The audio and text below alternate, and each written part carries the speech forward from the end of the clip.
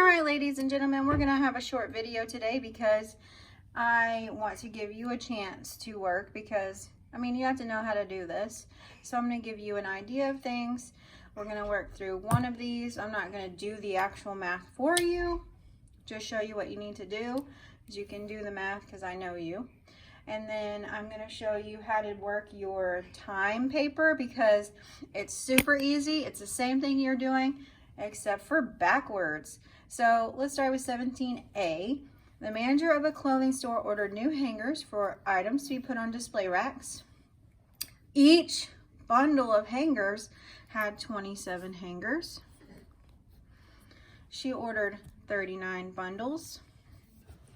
The clothing store had 9 display racks.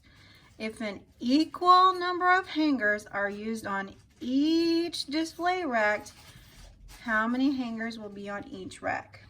Okay, so you've got a lot of keywords that are telling you what to do in this problem.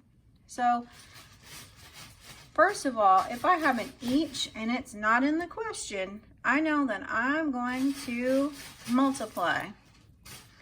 So it's telling you what you're multiplying, each bundle, okay?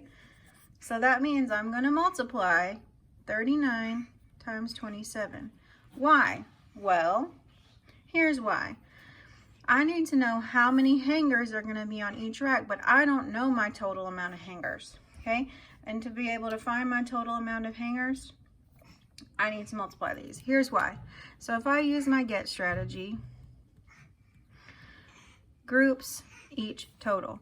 So if I look at this, I need to know the total amount of hangers to be able to see how many are going to go on each rack. Okay, and then each and total have to match. And then I have bundles. Okay, now I know that I have 39 bundles, 27 hangers in each. I need to multiply. So I'm going to multiply 39 times 27.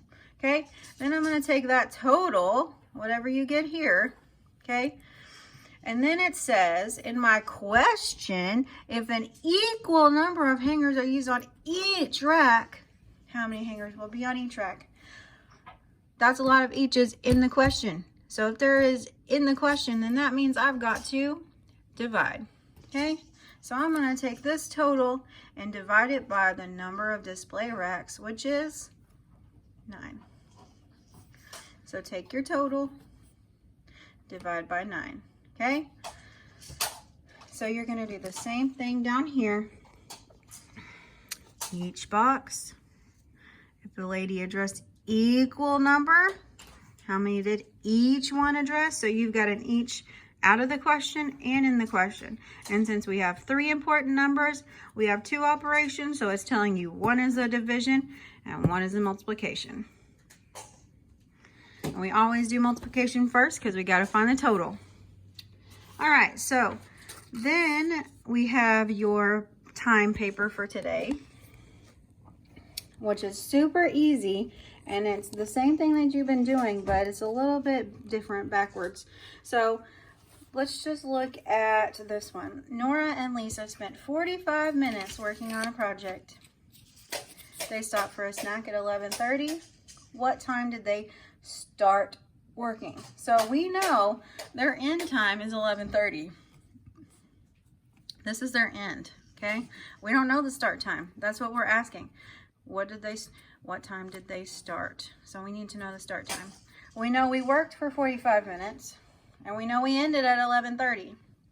So if you have a start time and you know how long it was, you add to it. Well, if you know an end time and you know how long it took, you're going to subtract. So you're just going to subtract the same way you add, okay? By tens, 5 minutes, or 1 hour. So I'm going to make my chart just like I did before. Time, hour, minute, okay? But instead of starting with my start time, because I don't know it, I'm going to start with my end time, 11:30. Okay, that's my end time, 11:30. So instead of adding, I'm going to subtract. And we know we only worked 45 minutes, so I don't have an hour in this one, so I'm just going to subtract by 10 minutes to start with. So minus 10 minutes. So I'm looking at the minutes. 30 minus 10 is 20. So 11:20. Okay, I'm going to keep going because I got to get to 45 and I'm only got to 10. So minus 10 minutes. 20 minus 10 is 10. So we're at 11:10. Okay, minus 10 minutes. 10 minus 10 is 0. So now we're at 11. Okay, this is where it gets a little bit tricky, but y'all are amazing. So let's look at this clock.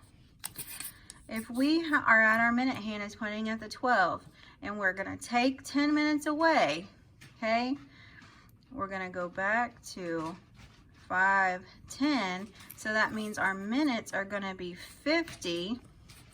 And we wouldn't put 11 because then that would put us way before our end time. So since we went back, we took away an hour because we subtracted, and we went back to 10:50. So we're taking away 10 minutes.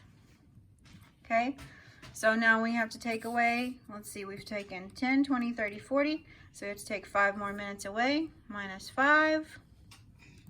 So if we're at 50, we take 5 minutes away, we're at 45.